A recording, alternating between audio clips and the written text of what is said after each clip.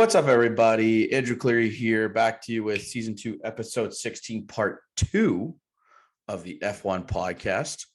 If you haven't had a chance to look, part 1 is now online on YouTube, Apple Podcasts, and Spotify, where Jonathan and I broke down the 2022 Hungarian Grand Prix, where we saw Max Verstappen win the race and take it and put a vice grip pretty much on the Drivers' Championship. Erica has joined me today. Erica, how are you doing?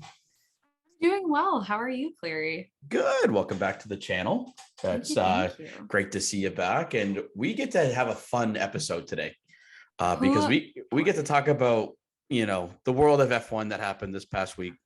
I don't know if you know something, a couple things happened. Something happened? Really? Yeah. Lewis Hamilton joined the Denver Broncos ownership group. Which was surprising, but cool. And I'm excited by that. Yeah. I just don't put Hammer as a Broncos fan, he's a winner and the Broncos don't win.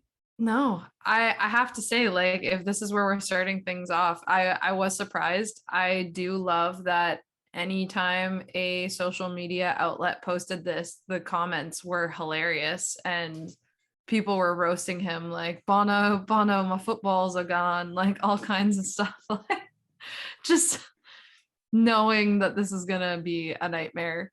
If he were in the seats and able to say what he says when he's in his car. But that was an interesting way to start off the week for sure, going into summer break.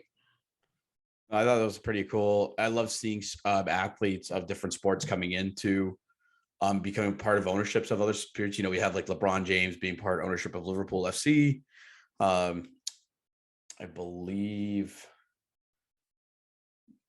think Trouty owns part of LA, the Angels itself, I think. But starting to see ownership deals in with some contracts, but to see athletes of different sports becoming ownerships of other professional teams of other sports other than what they play is quite fun to look at. The real reason we're here to talk is about Honda resigning with Red Bull, of course, until 2025 as their technical director for their powertrain unit, right? Yeah. Right? Yeah, I think so. That's it? Nothing else exciting happening in the world out there? Nothing with the drivers and our grid line? Yes, the drivers. So many things on the move. My goodness. Yeah, I don't know if you were living under a rock this past week in the F1 world. You missed quite a bit. It was, where to begin with this, Andrew? Where does one begin? Well, Erica, let's begin with just your first and foremost, because so again, as I mentioned, part 1 is up on YouTube, Apple Podcasts, and Spotify for this episode where Richie and I did review the Hungarian Grand Prix. What are your takes away from the 2022 Hungarian Grand Prix before going into the summer break? Yeah, so I won't dive too much into this because I'm sure you two covered this a lot, but I have to say, refreshing in the sense that it was not the craziest race. We've had several races back to back over the last few weeks where anything that can go wrong would go wrong for some drivers, with cars quite literally exploding, flipping, spinning, crashing, all kinds of stuff. So nice to see that we got away relatively unscathed this time around. Obviously, again, when I say there's no drama, that means that, of course, Ferrari messed up the tire strategy, costing Leclerc finishing a little bit higher in the race, which is a shame. And I can't say anything that I'm sure hasn't already been said about that. But Max is just proving, before I used to say that I didn't know if he really was able to stay calm under pressure. And I thought that it was just the car that was really carrying him. But he's really showing this year that he's matured as a driver. To spin out, lose the lead, and then come back and take it relatively easily is something that I think would rattle a lot more people on the grid. So I think it was a well-deserved win on his part. And hopefully when we come back from the summer break, Ferrari's figured their stuff out. And, I really hate to say it, but for all you Latifi fans out there, there's now mathematically no way that he can win the Drivers' Championship. So that is unfortunate, but still a long way to go to see who else might make their way up the rankings there. So a good point. No, I love that. No, I think you said it really well. Max is kind of driving with a new confidence this year. He seems more free in the car, I think, and just trusting his instincts that, he knows he can be a world champion, trusting his judgment going from there. And yeah, as well, right? Especially with the spin, we joked that you did the spin just to do a double check on the fact that Leclerc was had white walls on his tires as opposed to like, soft or medium. So yeah, to spin out like that and to really just kind of pick up and leave off like nothing happened was pretty impressive. I will say it was kind of funny talking. This is from my dad. What he was saying this week was that, when it comes to Verstappen, I mean, like, you get that first kind of win out of the way, the pressure's off, you do your thing. And I feel like that's showing. Like last year, there was so much riding on him. But also, I mean, and I hadn't totally thought about this, but it was definitely kind of in the back of my mind until he said it. But like, Max said no to hards and the team listened. Leclerc said no to hards and Ferrari didn't listen. And so as much as we like to believe the data and the engineers and all that stuff, there is something to be said for that kind of intuition and feeling a driver has for their car, right? So I have a question that we'll provide in our mid-season review that will be coming up soon. But just pondering a thought. I know when Binotto said it early on in the year that they don't anticipate they're going to win the championship. Do you think they're actually just blowing it to not win it? Like, do you think I just don't understand what the logic behind that would be. Like, no, you exactly, have this right? championship winning car. You said you don't think you're going to win. And it's like, do you just not trust your team and you're that pessimistic about your chances that you've just like thrown in the towel and you're like, we may as well just do the most wild stuff we can think of. Darn these drivers and their hopes and dreams and whatnot. We're just going to yeet ourselves into 2022. But well, as Ricci was mentioning, that he says that Binotto may not be part of the Ferrari pit wall come after this break. I don't know about after the break. I definitely think that if this continues in the second half of the season, then like not next year. Absolutely not. So I don't know. I just have so many, like, what?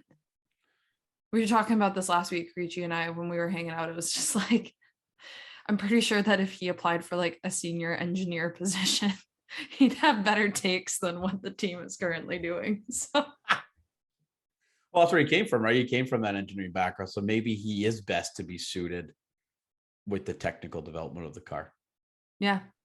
So, who knows? Who knows?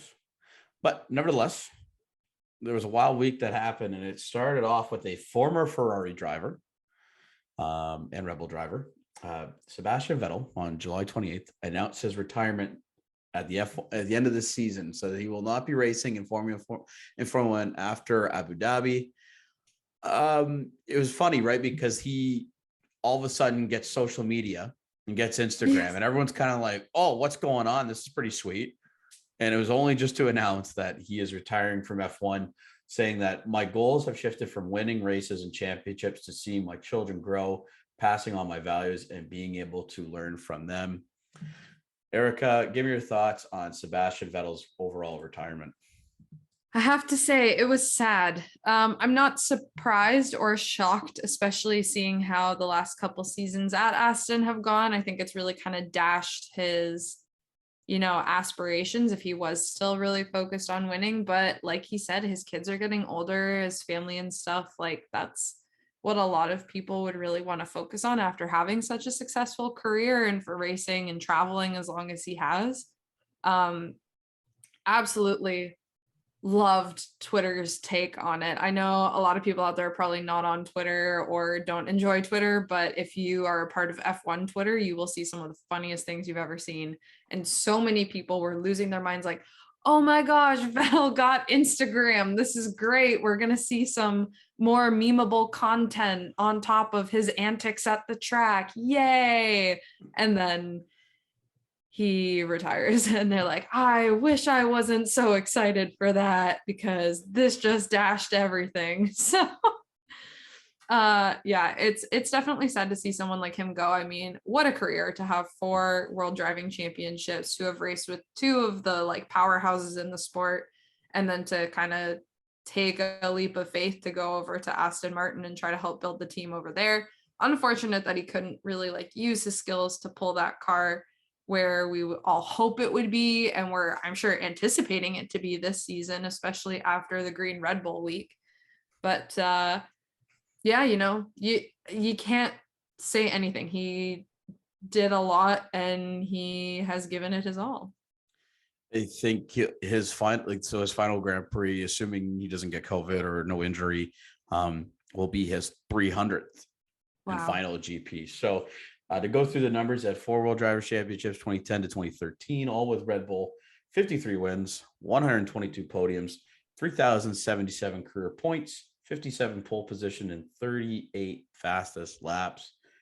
Yeah, it's sad to see. Now we're starting to see a generation of F1 drivers starting to leave the sport, right? Kimi going last year, Alonso going back in 2018, and then, returning, thankfully, because he's been doing great, and he's been a part of this whole drama week that we're going to be talking about. As we will elaborate on.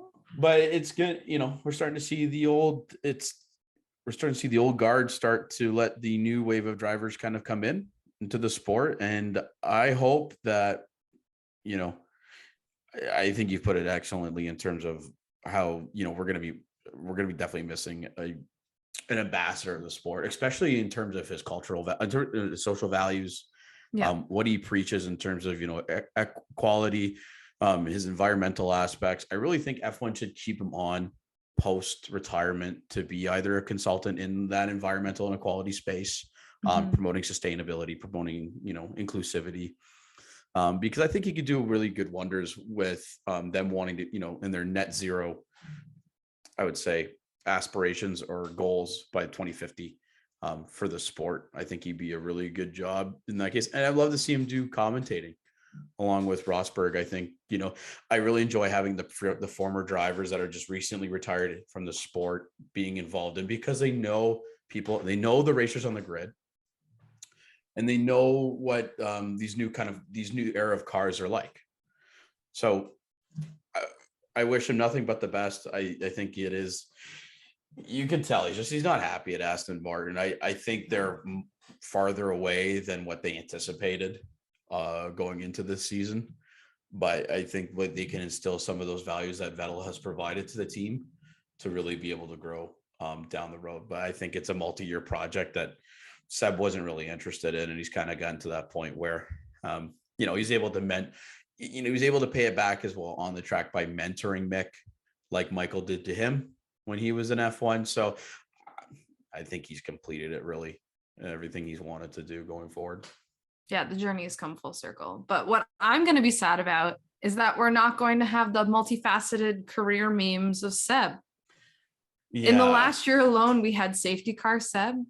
We had Scooter Marshall Seb. We had Scooter Seb. We had good guy Seb picking up trash in the bleachers and stuff. I mean, honestly, where are we going to get this kind of content? Well, hopefully you have like Lando and those guys, step up to be like that type of content in terms of going forward for the memes. But I think Ferrari doing a good job anyways at creating, quality memes in the sport. But I want to know, for the people listening, like, what's your favorite Sebastian Vettel meme? Mm-hmm. I'm curious. I'm sure there's some goodies out there that we're missing from over the years. Send us a direct message on Instagram or comment on our YouTube page when this video goes live, or when this podcast goes live, to do so, as well as comment what your favorite overall Sebastian Vettel race ever was too. Love that. So, but him vacating the seat at Aston.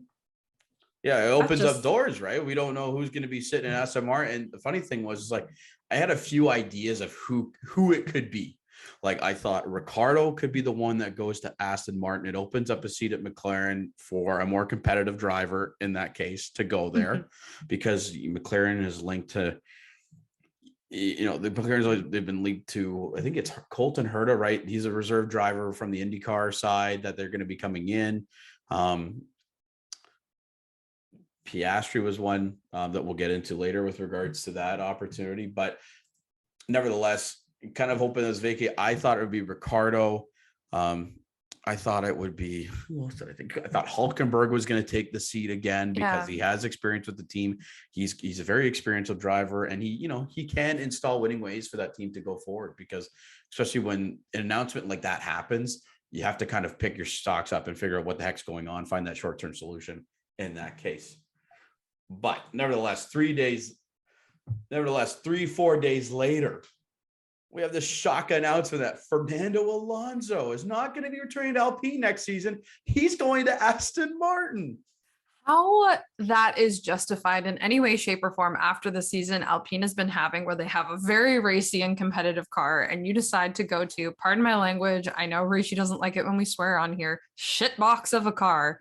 I am flabbergasted. That's the best adjective I can come up with to describe my current mental state over this. Like, it's been days since it was announced, and I'm still not okay. Even as an Aston Martin fan, I just kind of shake my head. I'm like, really? Like, he wants to come here? Like, because the day before the announcement was made, Alonso told Sofnar, it's funny, right? Otmar has been in the absolute shit show right now. Sorry. It's just, he has been in a tornado of crap as a result of this, because he was told the 31st, he goes, and I quote, and this was before the signing. Here's this quote saying that Alonso told Sofnar that he is not signed with Renault teams. And then before he left, I confirmed with him that he would be signing soon. And he said, yeah, don't worry, I haven't signed with anybody else, which I think is kind of a bit of a red flag, because it's not like saying that he hasn't signed yet with anybody else, but it kept the door open for interpretation. But no, Alonso signed a multi-year deal with Aston Martin for 2023 and beyond, saying that the Aston Martin team is clearly applying the energy and commitment to win, and is therefore one of the most exciting teams in Formula One today. I would like to have what he's smoking, because I have no idea where this energy and commitment are coming from, because it just looks like an absolute rain cloud is always over Aston Martin when I see interviews and in the pit lane.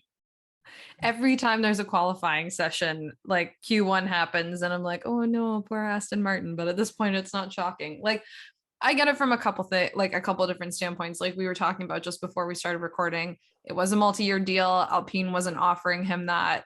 I think the money's a little bit better over at Aston Martin too. And I'm sure especially someone who's got the career of Alonso wouldn't be thrilled with anything less than what he thinks he deserves, especially if there's a younger, more unproven driver who stands to benefit bigger from whatever contract they're offered. Like, but nonetheless, sure, there's great energy over at Aston Martin. I think it is a team full of people who are hungry to do well and win, but they're just not executing well. And that's great. Like, I love baking. That doesn't mean that everything I bake at home is going to taste amazing. Like, sometimes it's not my profession. It's not what I'm good at. So like, I don't know, like, what are they expecting to happen over there? I also don't know why that's the analogy I've chosen to use here, is baking, but like, well, I have the energy for it, but I'm not good at it. Oh, right. Like, Formula One is a recipe like baking. You have to follow kind of, like, if you screw up a step, you're really affecting your whole recipe. Mm-hmm. Like you are with your car. If you screw up one thing on aero or chassis, you kind of, you lose time. Done. Yeah. So, you know what? I think it's being an optimistic Aston Martin fan. I think we all have to realize that success wasn't going to be immediate, and we need people to continue to instill winning ways from the experienced way into a team. I think it's kind of 3-4 years out from being dominant, and this multi-year deal with Alonso, I know from a surface level, it looks like a very dumb move for Alonso to go in. But again, I think it's the retirement plan. Yeah. Unfortunately, Aston Martin's kind of become the retirement plan for a lot of these people who have a lot of experience and that can bring this experience to the team, because they know they'll listen. Yes. And they'll control in that case. So I just think I find it funny that Alpine didn't find out until the drop of the press release. And is what killed me the most was that Otmar said Fernando was in some Greek isle on a sailboat, and on Instagram, Alonso posts a story of him having that quote tweet and him walking around the streets of Oviedo. He had no clue what was going on. no one knows what's happening. Everyone's like going all their different ways, but it made me laugh that Alpine felt caught off guard by that announcement, and then they caught someone else off with their own announcement. Yeah, because so like right away, right? They have to figure again, right? Kind of like what happened. You're reeling. You got to find someone to replace the driver, right? So Oscar Piastri, Formula 3, I think Formula 3 or no Formula 2 champion, 2. Formula 2 champion. He's been a reserve driver for Alpine for the past year and hasn't had one lap in a competitive car yet, like during a race in F1. But nevertheless, an amazing driver coming up. You know, he was loaned to McLaren in terms of when Ricardo had COVID, and he may have been racing there, but he's been the Alpine reserve driver now, and you know he's a hot commodity in the market. Mm-hmm. So, according to Soft now, there were contractual obligations between 2023 and into 2024 for Piastri. So at 5 p.m. British Standard Time, Alpine puts out an announcement saying we are proud to have him nurtured and supported him throughout the difficult pathways of the junior Formula E or junior Formula, and then he's going to be racing for them in 2023. Oddly enough, this came at a time when everyone was sleeping in Australia, so it looked kind of weird. It was very fishy in that very case. Strange. Very strange. And you know, I think what was hilarious is that everyone jumped on that. Like all the drivers started congratulating him. The Formula One outlets are doing this. We were all retweeting stuff and messaging each other like, this is sick, amazing. He's finally going to have a seat, because we were all sad that he didn't get a seat this year. Yeah. And what was Oscar's reaction, Andrew? So a couple minutes later when you wake up, so you know how sometimes, because like so this happened for me in the Alonso news. I wear glasses, but when I wake up, I don't, right? So I usually have the phone right to my face to read, notes when I first get up. I go on social media, shock announcement seeing, Alonso. I imagine Piastri had the exact same kind of like wide-eyed deer in the headlights look when he saw this and got on phone to his manager, Mark Webber, right away and said, nah, because 2 hours later, when the tweet that came out, when everyone was up, posted an Instagram story saying, understand that without my agreement, Alpine F1 have put a press release late this afternoon that I am driving for them next year. This is wrong, and I have not signed a contract with Alpine for 2023, and I will not be driving for Alpine next year. Talk about a PR nightmare on the Alpine. How many people do you think got fired over this? I think quite a few. I think a whole haul on the marketing side at Alpine and probably in HR, because you like, holy shit, you hear that? And then it's like, oh, we were like, or not. It's like, lol, JK. I'm sitting there and I'm watching this go down, and this comes out, and I work in tech. We're hearing about all the tech layoffs, and I was like, I don't think the tech layoffs are anywhere near as bad as the layoffs happening at Alpine right now. Like, how bad does this look on Otmar too? Oh, it's terrible to first not have a clue what's going on with Alonso, and to make all of these comments about where he is and what's going on that were very much off base and not true. And then this happens. Yeah. Like, you lose Alonso, one of your top drivers, to Aston Martin, a team that you formerly were a team principal at and got axed. You wanted to stick it to them. Boy, they stuck it to you again. And then Piastri comes out and says, no, I'm not driving for Alpine. Like, what does that say about Alpine? You lost your present, your past, and your future within a matter of 3 hours. And like, you are on the ropes. I'm at a loss for words for the most part. I mean, we talk about Ferrari being a bunch of clowns on the pit wall there with their strategy, but like, this goes beyond the pit wall into like the belly of the organization for something like this to happen. So I didn't know how to respond to it. So like, luckily everyone was pretty quick to like respond to themselves and correct everything, but my goodness. It kind of opens your eyes as a fan about this team, because seeing how well the pace that Alpine is and how the strides are coming there, and to think that people don't want to sign there and drive there is kind of like very confusing. If they feel that Ocon's the number one driver and they don't, people don't feel like he is the number one driver, that could be an issue. Maybe they're not paying as much as people thought they would. Mm-hmm. Who knows what it is, but it's just an absolute gong show that Alpine F1 have become in a matter of about a week, because literally the hottest commodity in F1 says no to you. Yeah. And you have them under contract right now currently. And you have a half decent car that's outpacing some of the other ones. So the one. Go ahead. Just the one thing that makes me laugh about Alpine too is I don't think a lot of people know this, because Alpine is not, I think, and even for the folks who remember them as Renault and stuff, they've never really been, I think, one of the flashier teams that kind of show things off the same way, but they have one of either the biggest or the second biggest budget behind Mercedes. It's not like they're playing with pennies over there, and it's shocking that they've been able to develop this car to get drivers like Alonso and stuff to stay. So if they are offering trash contracts to their drivers, really makes me kind of question where the rest of the money for this budget is going. Is it a signal of bigger problems to come because they're losing sponsorship and stuff like that? Is it a sign that they know this car is not going to be something that lasts, and they're already trying to put their money less into the drivers and more into development? It opens up a lot of other doors, I think, in terms of where this mess of a week will take them. Yeah, because the crazy part too is now Piastri kind of holds all the cards in where drivers go now next season. Yeah. With doing Absolutely. So. And it's crazy to think that a guy who hasn't had one lap in F1 in terms of a race has that much power in the transfer market. It's just I think it's hilarious, honestly. I don't know how else to frame it. So that happens over a matter of course of a couple hours.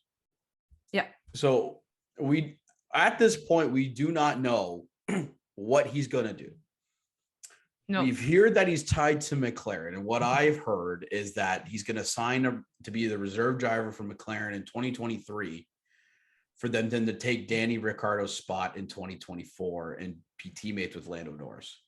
Now, the problem is though, it's you also have Colton Herta from, or even Alex Palau, who have been racing in IndyCar, being crushing it. Yeah, being tied with McLaren. Now it's kind of McLaren have all these eggs in the basket, and they got to figure out what to do. I think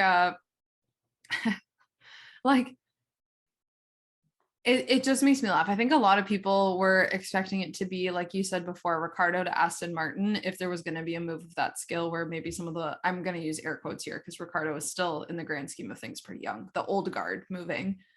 But yeah, there's between all of them, there's been so many jokes floating around of all of these people cramming into one McLaren trying to race next season. Meanwhile, Ocon's going to be driving 2 Alpines on his own. And I mean, look, I'm a McLaren fan, so obviously I want the best talent there at that team, but I kind of understand for all of the new regulations that have come in for the cars this year, the car is not really super competitive. So in my mind, I'm if you're one of those drivers and you're not contractually obligated to race for McLaren, you don't have that relationship you've been nurturing for a long time, why not take a gamble on a team that has a car that most likely, even at the beginning of the 2023 season, is going to be more competitive and get you closer to the points, if not in the points. So I am curious to see what happens and who goes where as it pertains to Alpine McLaren over the next couple of years. Yeah, because so Alpine's academy, right, had Christian Lundgaard, had Piastri, and had Joe. And in a matter of a year, Lundgaard's got an IndyCar. I don't know if he still has an academy association with Alpine, but he's gone. Joe is now at Alfa Romeo, and Piastri doesn't want to race for them. To think like your top 3 commodities in your academy are all gone. Yep.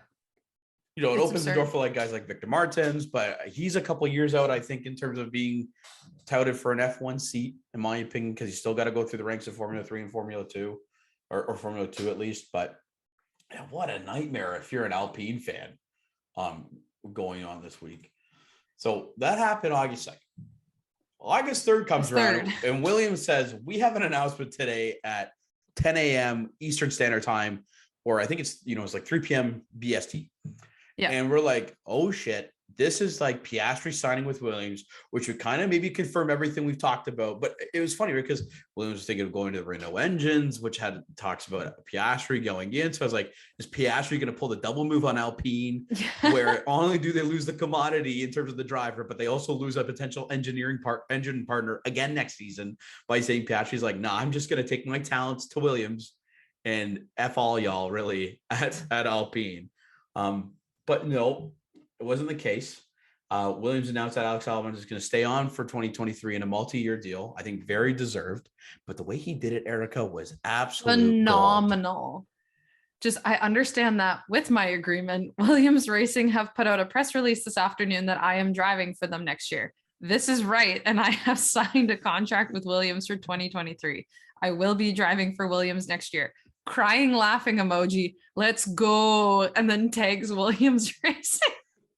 And then the reply back is the best. It's Piastri saying, congratulations, mate. And then it's the Seth Rogen meme with, well played, sir. That was good. Well, yeah. Like the banter is absolutely unbelievable. The vibes are completely there. Absolutely loving it. And Piastri making a good, light joke as a result of this. So I think it's going to be fun. Like, we still don't know who's in that second Williams seat because they haven't announced if they'll sign Latifi, but I think we're all pretty sure that's not going to happen at this point in time. But nonetheless, still love that Piastri, even though he's not signed to a team and guaranteed a seat next year, is joshing around with the guys and having a good time already. So far confirmed to 2023 for the grid now. We got Max and Sergio and Checo are going to be back at Red Bull. Carlos and Charles will be at Ferrari, Lewis and George at Mercedes, Lando and Danny Rick currently standing in at McLaren, and Lance and Fernando at Aston Martin. But we have 5 teams with 1 extra driver spot available. So we have Alpine, who needs a driver, Alfa Romeo, who has a driver, Haas that needs a second seat, AlphaTauri needs a second seat, and Williams needs a second seat. So, Erica, let's play a little bit of a prediction game now. Ooh. Who takes Alpine's second seat next season? Who takes Alpine's second seat? Wow. Nikita Mazepin. Is he still fighting the FIA, saying that he was unjustly removed from his seat? I believe so. Oh my goodness, dude, get over yourself.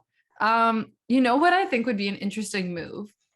And I'm curious to see if it's someone who will move up the ranks. I don't think this will happen because, again, this person is a part of the Ferrari Driver Academy, but I'm curious if Mick might end up moving away from Haas and going to a team like Alpine. He has done pretty well this season. He scored his first points. He scored multiple points. We've seen him do some great stuff with this Haas, and I think he might be someone who's, he doesn't have like a super expensive contract either. So Alpine might be able to offer him terms that are favorable and interesting. Mm-hmm. And, I know Ocon is not necessarily kind of an older, more experienced driver that Mick might look to for some of that guidance, but he's got like the family legacy, his own career to build on, the ties with Sebastian Vettel and other people who are willing to kind of lead him through. So I'm not saying that that's going to happen. I think that's a possibility and something that would be interesting to see, because I don't think that after this season, I know people were talking about earlier in the year, he had some crashes. Is he going to come back? But, he's kind of turned it around. And I think people are going to be looking at him to stick around for at least another year, if not longer. That's a good shout. I think that's a good idea. Mick's at that age where it's kind of, he's in a tough spot with Ferrari, right? Because he's kind of stuck behind 2 young guys already that are going to be carrying Ferrari for the next few years, unless Sainz retires, but I don't see that happening. He's still fairly young. So I can see Mick moving on to another team. Who knows? It could be McLaren, right? McLaren's tied to everybody for the future. We'll just add more people into that yeah, hypothetical second seat that will come up, right? Exactly. But I think my prediction for Alpine is going to be Nico Hülkenberg. And the reason I say that is because he's a reserve driver at Aston Martin, and when Vettel retired, Alonso was signed over him. So Aston Martin clearly don't see a future with him in Formula One in terms of being on the competitive roster. Like, he's been good on the bench role sort of idea and good as a reserve driver, but I think Nico needs another kick at the can potentially, and he can go back home to Renault, who he was formerly with, and I think he would do a really good job complimenting Ocon there in the second seat at Alpine. He knows the team. He knows he knows Softenauer in terms of, like, because he was there when Hülkenberg was there when he was at Racing Point as a reserve driver. So I think that makes a good sense for Alpine. They're not taking a gamble on a new driver, especially in an era where they've grown a competitive car and with having experience there. So I think they can whisk Nico away from Aston Martin's reserve driver side and bring him into Alpine's kind of number 2 seat there. Yeah, that would be interesting. There's been so much change over at Alpine too that I think for some of the people who I don't think he left on bad terms or anything like that, but just for anyone who may have been like, I don't know if I like that guy or want him to come back, there's been enough turnover that I think it's like a fresh set of eyes on everything. So could be a potential fit for our boy Nico. Yeah, because Cyril's gone. Marcin Bikowski's on. He's gone too, who were around there then when Nico was in Renault. So yeah, as you mentioned, the turnover there, I think it's kind of be a good fresh start from there. All right, moving on to Alfa Romeo. Who do you think is going to be the second seat? Alfa Romeo. I would honestly be surprised if Zhou didn't get signed again. If I'm being candid, he's done really well for a rookie in Formula One. Like, I know that he hasn't pulled points out of everything, but I'd say in the last while, he's been a little bit more consistent than Bottas. Bottas has had to retire a few times and just dropped away on the grid. So I'm pleasantly surprised with how Zhou has done this season, and I'd like to see him in that second seat again next year. I would agree. I think he's had the most unlucky rookie season of anyone, like of any of the new rookies that have come in the past few years. I think he's driven the Alfa tremendously when it's been working for him, but he's gotten a lot of technical TNFs that have not been his fault. I think he compliments Valtteri too well, because Valtteri's kind of given that mentorship role, and he's all about learning. He's still very young, and Alfa Romeo do need that sponsorship money that Joe provides to the table. And considering that he's had I would say a overall really good rookie season, considering what has happened to him in that car, that I think even more sponsorship dollars are going to be coming through to really bolster Alfa and that. So I don't really see a change in the driving lineup at all there. I think it would make the most sense for to have Joe come back. Absolutely, yeah. All right, Erica, what do you think about Haas? Well, like I said, I can see Mick moving on to a new team. So I have a couple different ideas on how this might go. One, I know Grosjean still really watches what's going on in F1, and I think it would be hilarious if he also came back to race with Magnussen. Like when all this stuff was going down with Alpine and the driver announcements earlier this week, Grosjean's just like tweeting popcorn emojis. So in my mind, I would just love if Haas was like, hey, remember these last few years? Let's just forget about them and go back to it being 2020. But actually what I think might happen is that I can foresee potentially, like, say Zhou doesn't sign with Alpha, I think there could be a fit over at Haas. I know that they're not really someone who spends a lot of money developing a car, but he brings that sponsorship kind of similar to like what Mazepin was doing when he was in seat. But I think Zhou's a better driver. And I think it would be a more symbiotic relationship between the two than having someone like Mazepin there. Or, you know, some people kind of see them as a Ferrari development team now. Maybe it's someone else who's in the driver academy coming up from F3 or F2 or a different like kind of racing sphere that Ferrari wants to keep their eyes on. You know, like another young guy that can come in and kind of learn from Magnussen and his experience, right? So I definitely see it being a younger driver.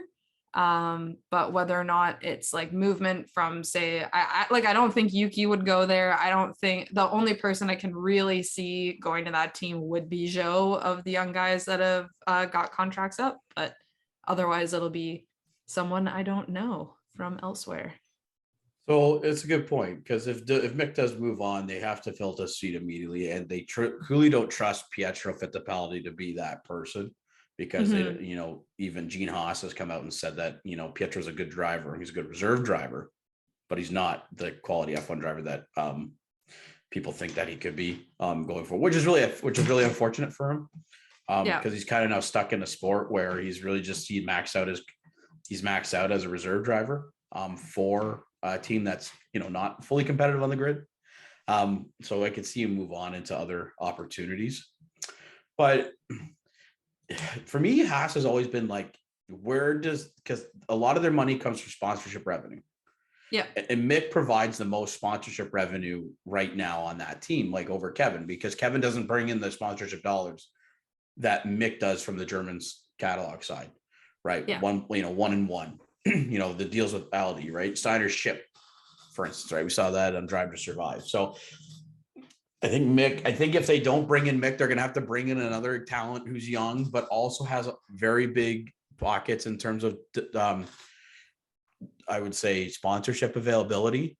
And it sounds crazy, but that one person could be the current F2 driving champion leader right now in Felipe Drugovich. Really? Interesting. I think he's got big ties in Brazil with regards to sponsorship money, and he's driven really well.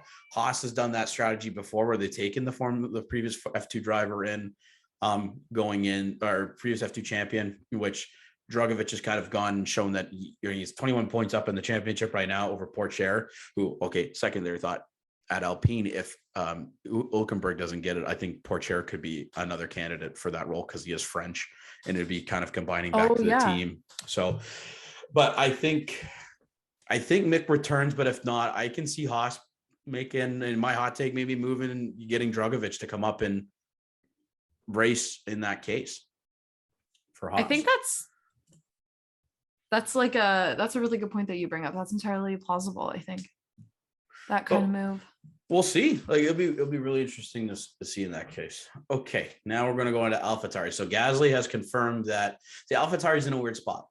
Gasly's confirmed that he's signed an extension for the next season, but he really truthfully doesn't want to be here. Yeah. So in a matter of a couple of years, they could be losing both drivers, which kind of opens the door up for the Red Bull Academy. Now, who do you think is going to be the second driver this coming season for them? So my initial thought is that I think Yuki will get an extension. I feel like there's so many things that AlphaTauri and just the relationship between those two drivers is being pushed, like the two of them starting podcasting and stuff together. They really just kind of push that buddy narrative. I'd be surprised for them to really invest in that, to not see it pay out, because like that's what everyone does. If you've got two drivers that get along, like you just look at the marketability of that for a lot of it. I think he's not a bad driver. He's had some unfortunate run-ins with the car this year, a couple of driver errors, but I mean, like nothing to the same degree as Stroll and some of the other guys on the grid. So I think maybe they'd give him a 1-season extension. But it really depends on how forward thinking they are. Like if you might know, I'm not super familiar with who is in the Red Bull Academy. So there could be some outstanding, exciting talent that they're really keen to just get in F1 and start developing right away. Because Yuki has had that 2 seasons now. I think they were hoping that toward the end of last year, beginning of this year, he'd be kind of pushing like how Gasly was last year to be around that P6, P5 spot a lot of the time. And he really hasn't done that. So unless they've got someone in the pipe, I don't think that they would go with someone other than Yuki next year. Yeah, I would agree with you in that case. I think Yuki's kind of the best fit for that team still. He is young, but he has shown moments of greatness. Like AlphaTauri haven't made a good car this season. No. Maybe they're focusing on next year now as a result, but it's just a non-competitive car. And I think all things considered, Gasly and Yuki make the best pairing on that team because, again, they are buddy, but they work well together.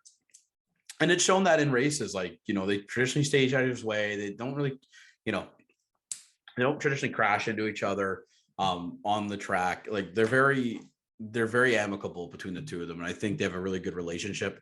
That why would they need to change that?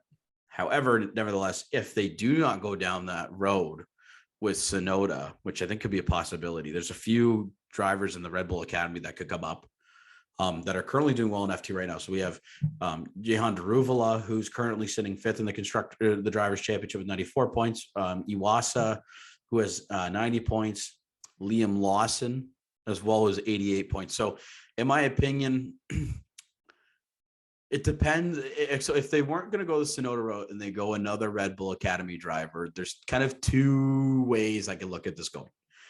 First off is, if you want to look at it from a sponsorship perspective, I think Daruvala has more of a pull in the Indian market than I think Lawson does in New Zealand.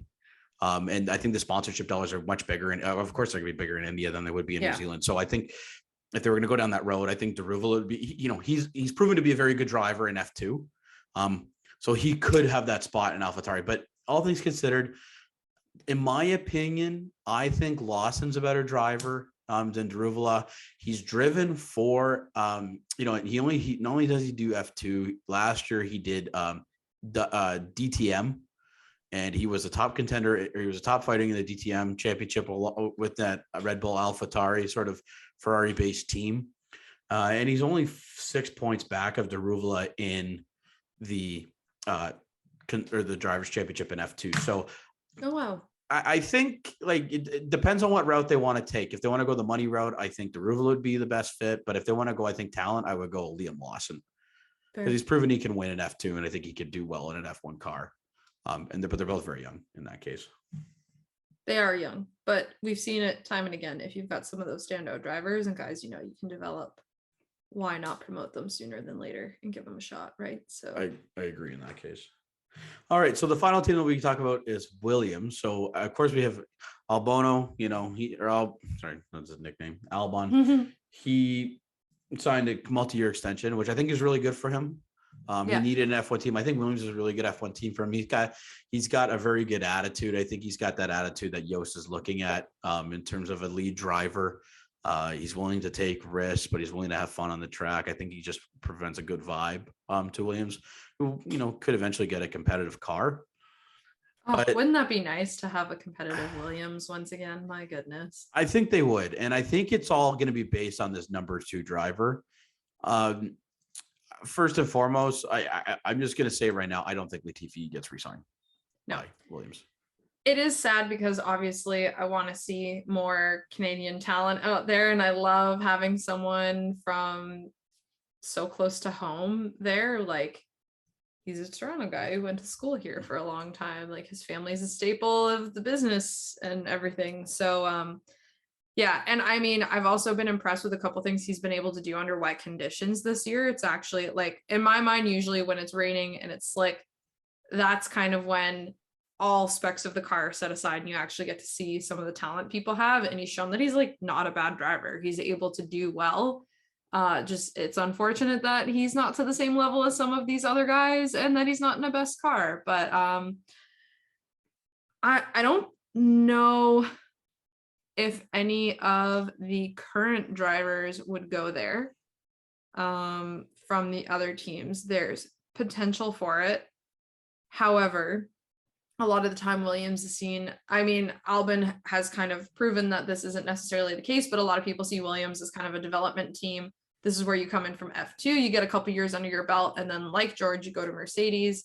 Like Bottas, I think Bottas was the same. He was Williams and then to Mercedes, right? And even though they're not a feeder team for Mercedes, they've made that abundantly clear. Mm-hmm. It's just how this happens to play out a lot of the time since they work closely together. And So in my mind, I wonder if maybe one of those guys from F2, if they don't go to AlphaTauri or one of these other teams, might take a seat there instead, because it's like your foot in the door, get some reps in before you move to one of those other more competitive teams when we see some of these guys. Because in the next couple of years, probably Perez is going to retire. I think likely under similar circumstances to Vettel, it'll be more a choice about family than anything else. Ricardo, he doesn't seem like he wants to retire sometimes. Other times he makes it sound like he's kind of ready to take a step back. The day is coming for Alonso, even though it's a multi-year deal. There's just a whole bunch of movement that's going to happen, I think. Don't forget Lewis, too, is probably going to retire in the next few seasons as well. Yeah, I always forget about that because he seems invincible, and I feel like he's going to be like 85 and still racing in Formula One. And we're just going to see this like decrepit little man hop out. I hope he's like Tom Brady in that way. Yeah. 45 and still kicking around in F1, winning world championships. That'd be just retires for 2 months and then comes back. Yeah, he realized the retirement life ain't for me. He'll say he's retiring at the summer break and then like show up at the next race after and be like, lol, JK, I'm still here and we're still gunning for the championship. But I think there's potential for someone to like a young buck to come in and take that seat there. Maybe learn a bit from Albon's experience now. So I think that the one way it could work is that I think Piastri could sign with McLaren this coming year as a driver, and then maybe get loaned out to Williams, gets him that F1 experience in a Mercedes powered car. Yep. And then he can join 2024 when Danny Rick, and maybe it's a swap. Maybe Danny Rick then goes to Williams in 2024 and Piastri goes to McLaren. So maybe that kind of like there's a clause that could happen underneath that for that way. But if that wasn't to happen, I could honestly see this happening again, where a former Red Bull driver goes to Williams, and maybe it's Tsunoda if he doesn't resign with AlphaTauri. Interesting. Get two of them in there. You've got the former in Albon, and you'd have the former in Tsunoda. And like Tsunoda again fits the driving style, likes to take risks on track. Sure, he makes mistakes, but I think they need a young, energetic lineup at Williams to really make moves on the grid. And who better not than Alex and Yuki? And they have a good connection together, being part of the Red Bull Academy and doing all the videos together in the socials last year. That'd be so fun. Yeah, I could see that. Yeah, I could see that happening. I don't, if neither of those happen, oh man, like Logan Sargent has been spotted for an FP1 drive this year in the US. And if they want to build the US presence, maybe Williams take the drive, maybe take a gamble on Sargent, bring him up from the academy. He's third in the drivers championship right now in F2. But maybe that's a route they want to take. I think Williams has a lot of opportunities. I think the fallback is obviously Latifi. Yeah. But I don't think that's their first and foremost plan overall.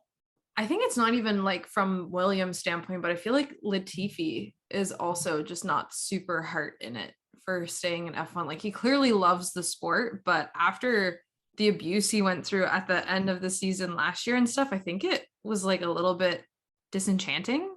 Yeah. And there's still so much going on with that. Like he's had the awesome moments and everyone talks about Latifi and stuff, which is great that at least he gets recognition when he does stuff well this time around. But I feel like it just, he's not as like gung-ho about it as he used to be. I think he'd be a good fit in IndyCar. Yeah, I think he'd have a blast in IndyCar, honestly. I think it's a little bit like less high stakes, the pressure's off, but you're still doing the stuff that you love to do. There's still a lot kind of going on. That's like what Roman said. It's just a drifting style, different drive style. He's like, you could just drive the shit out of the tires in IndyCar without having to worry about tire management here in F1, all that kind of stuff. I think maybe it suits him better. Maybe it's a better lifestyle for him in that case. And again, IndyCar is still a very competitive track. Like I don't think it's a knock to say if they go from F1 to IndyCar. I think IndyCar has become a very fun, like a single seat automobile competition to watch, in my opinion. So that's kind of our prediction for the F1 grid. There's no, like, I'm curious to hear what happens next. Like for a quote unquote summer break, a lot of stuff has happened. I think what's going to happen is I'm going to have the popcorn at the ready. I'm going to be ready to, at a moment's notice, hop onto my couch and open up Twitter and see what insanity unfolds before us. Yeah. That's my plan. Because who knows, by the time this episode goes out, Piastri there could already, yeah. Who even knows? We could be cramming 5 dudes into one seat at McLaren instead of the 4 we've already indicated on this pod. So. There's going to be a rotation in the second seat. It's going to be great. We're going to have a different driver for every session. So right now we've got enough for FP1, 2, 3, and quali. We just need to figure out who's going to be in the car for the race on that 5th one. So it's going to be insane. But nevertheless, Erica, thank you so much for joining me this week, or in the second part. We're talking about the crazy week that was. And when we do our mid-season review in a couple of weeks, we could see what could happen in the crazy weeks leading up to the Belgian GP. And maybe some of our predictions are right, maybe some of them are wrong, but I'm excited to see what happens. And I'm curious to know what other people think. Like, did we say something that struck a chord with these predictions? Yeah. Do you think I'm totally off base by thinking that Mick is going to go to Alpine? I don't know. I just want to know what other people are thinking, because I know some people have watched different feeds and heard different kind of commentary on the races over the season. So we're all coming at this from different angles. But I don't know. I want some food for thought. Yeah, let us know in the comments of the YouTube video. Send us DMs on Instagram. We want to know your thoughts on where people are going to be going, because stuff's about to go down. Stuff is about, you know what? Screw it. Shit's about to go down. Bringing it back around. It is going to be an insane couple weeks leading up to the Belgian GP.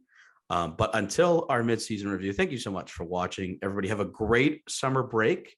Make sure to take some vacation, self-care time, because it's, the drama of F1 is just, crazy, that you need to take a little break. As Erica mentioned, get the popcorn ready, because shit's about to go down. Get a little bath bomb going, draw the water in there, maybe a glass of wine. A glass of wine, and maybe that's how you're watching it all go down. I don't know what you do in your spare time. But thank you so much. Sounds lovely either way. Oh, it sounds like an amazing time. But thank you so much for listening, everybody. Make sure to follow us on Instagram at F1.podcast. Follow us at XReachy YouTube, as well as follow us on Spotify and Apple Podcast. This has been season 2, episode 16, part 2 of the F1 podcast. Signing off, Andrew. Erica, final words. Thank you so much, everyone. This was fun. It was different. We had so much to talk about, and we didn't even talk about the race, really. So love it. Love you. This is amazing. Have a great day, everybody.